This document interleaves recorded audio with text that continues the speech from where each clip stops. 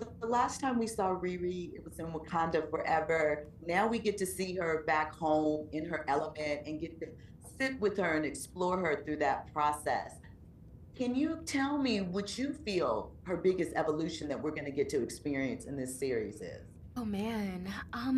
Riri is a young woman. She's very much a young person, and I think in her journey, this might be the first time that she is realizing she actually needs to sit with all that she is and all that's happened to her in order to move on to who she's gonna be. In her 19 years of life, she's had so much experience. I mean, in that one summer, we saw a whole new world, new worlds of experience that she experienced in Wakanda Forever.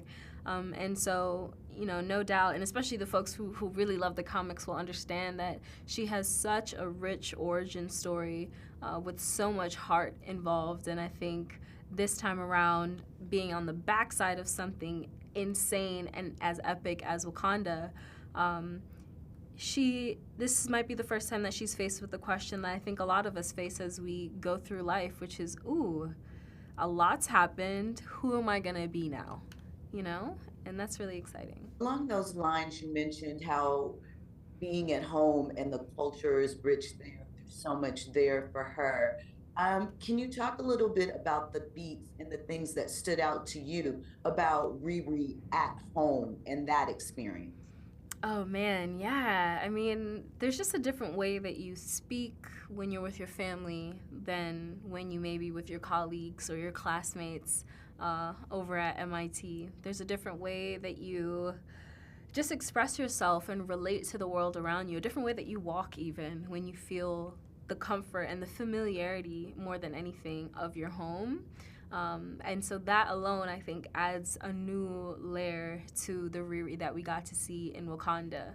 Um, who are you when you don't have, you're not in your lab and you're not making money off of these students and you're not out here, being grown and doing your own thing, but now you're back with your mom. Like, who is that version of Riri?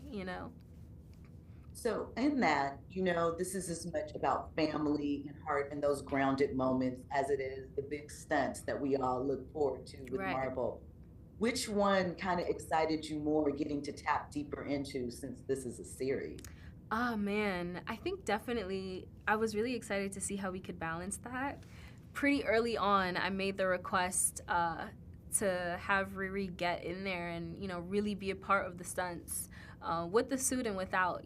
So I think that was always something top of mind for me. How do you balance that with the humanity and the fact that she is just a young girl? So I'm really, honestly, I'm kind of in the middle of looking forward to seeing how the two meet each other, how it's shown up in the show, and how people, respond to that. So, in this, we get to see Riri deal with some magic. We get to Mm. see Anthony Ramos as the Hood. What was that experience like getting to play off of him and, being focused this time on Riri? Yeah, Anthony gives you so much to work with. He really, really does.